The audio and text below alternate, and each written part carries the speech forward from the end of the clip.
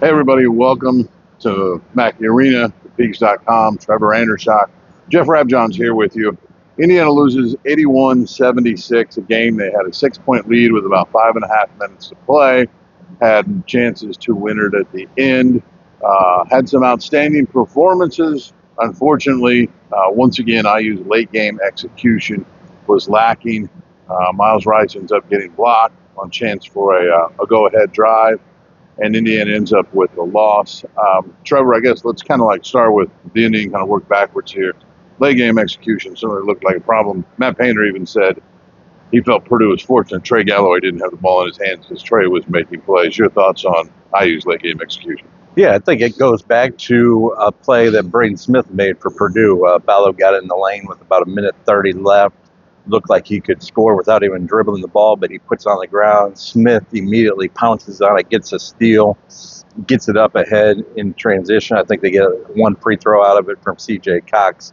That kind of just sums it up. I mean, Braden Smith and Trey Kaufman-Renn really made the plays that needed to be made, and IU didn't. Going back to that final possession where IU has a great chance of tying the game. Rice just forced it, got ahead of himself in a hostile environment. Obviously cannot hear what the coaches and teammates are saying. Obviously you want a little bit better leadership from a point guard.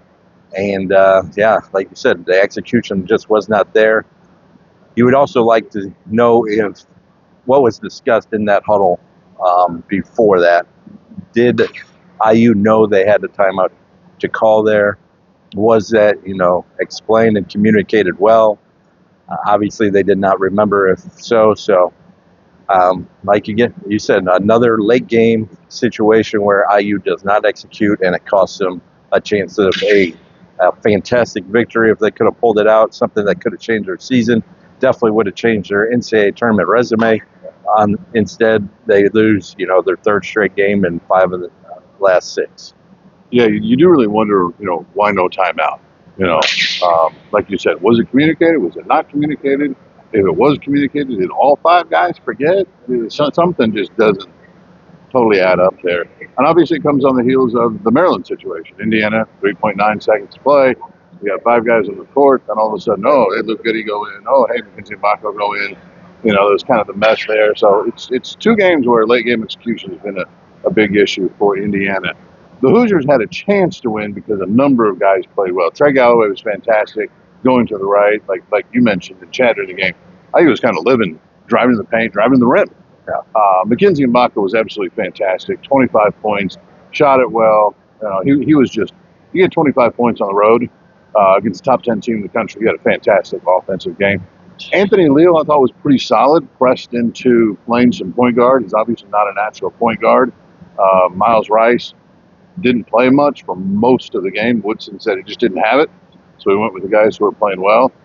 Your thoughts on, McKenzie, Leal, Galloway, Luke Goody as well. Obviously, yeah. Luke Goody was fantastic. Your thoughts on the guys who gave IU a chance to get this win? Yeah, like you said, McKenzie steps up from basically the tip. He scores 11 points in the first 7 minutes, I think. Goody comes off the bench and pretty much does the same exact thing. Scores a bunch of points, I think 10 in the first 2 minutes he's in the ball game. So, leadership from your veteran guys. McKenzie obviously only a sophomore, but he's played in this arena before and knew what to expect, and he really attacked it head on, and the results show for themselves. But I thought the overall game plan from IU was also very good. They knew that Purdue would double or at least help liberally on Oumar Ballo. So they had guys like McKenzie and Bacco, Trey Galloway cut to the basket and get some easy looks. That's the first play of the game. Ballo catches the ball away from the paint. 2 Purdue guys come to him. McKenzie slides underneath the hoop for a wide open bucket. IU did that a bunch, found a lot of weaknesses in the Purdue defense. I thought that's something to hang your hat on. But, that coming out of the second half, I thought that was a game changer. Mm-hmm. Even if you're just you give away 2 points here or there, but you are in the rhythm of the game. You don't give up a 11-1 run and really lose, all confidence. I thought that was a huge difference maker in the game, even though IU did respond and bounce back after that. I just thought if you could just maintain a lead coming out of halftime for at least 5-10 minutes, it gives you so much more confidence in a place like this where the crowd is just deafening pretty much throughout. I thought that would have been huge for IU. Yeah, certainly. Like you said, even though IU ended up taking the lead again later, it might have been a bigger lead. They might have been in more control of the game. Like you like to say, it is a game of runs, and that was a run that certainly swung momentum, certainly in Purdue's favor, and got the crowd really, really into it. And obviously, this place gets really loud. The low ceiling, it's in round. I mean, it gets rock concert loud in here, and it is hard to hear. But overall, there were a lot of guys for Indiana who did play well. They really did play pretty well. Obviously, they also had the issue defending Trey Kaufman-Renn in a number of stretches. Trey Kaufman-Renn comes in, scores, I think, in their first 7 of the second half. Obviously, he's going right at Umar Ballo. Had some success, and he hits the go-ahead basket. I thought that was the one area. They did a solid job, I thought, on Braden Smith. Braden's really hard to stop in this building. I know he got some points. He was good, but I didn't think he killed IU. No.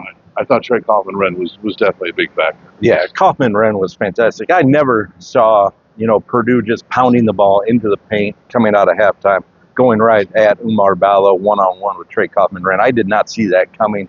I didn't think that would be a huge advantage for Purdue, but it ended up being a mismatch pretty much the whole second half. Other than the foul trouble that Kaufman-Renn got into, that kind of saved IU a little bit. Back to the defense on Braden Smith, I thought it was good. They forced him into a lot of the mid-range shots. Obviously, you'd want him just a little bit further out and a little bit more contested for most of the game, but Anthony Leal did a really good job in the second half.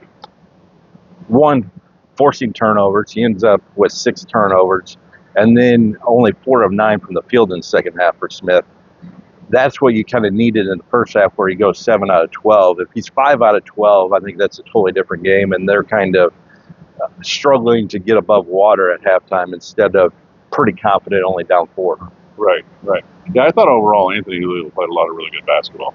No, it wasn't perfect. He's not going to put up big numbers. But I think it was 6 points, 4 assists, 4 turnovers. But like you said, he created some steals. He did have some pretty solid defense. Pretty good game for him overall. I thought the problem was, I don't know why he was handling the ball against Braden Smith.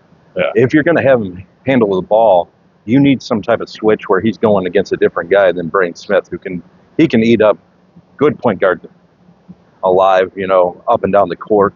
Leal is not a point guard. He can handle the ball here or there as a secondary ball handler, but to let him go one-on-one for, 40 feet to the court is not going to work out well for Anthony Leal or IU overall. So I was really baffled by that decision to put the ball in his hands when Braden was on him. If he had somebody else on him, if he had Fletcher Lawyer on him, give him the ball.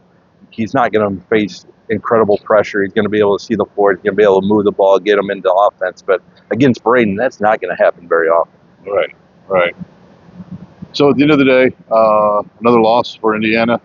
They drop below 500 now in the conference, 5-6, 9 Big Ten games left in the regular season, obviously.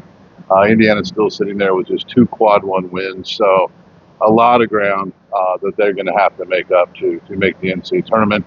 On the positive side for IU, there are opportunities. This was a big one. They got another one coming up on Tuesday. They go up to Wisconsin.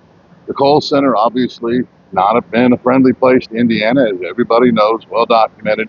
But they do have some opportunities in front of them, so we'll see how they bounce back moving forward. That'll wrap it up for us from Peegs.com here at Mackey Arena. For Trevor Andershock, I'm Jeff Rabjohns. A lot more coming this week on Peegs.com.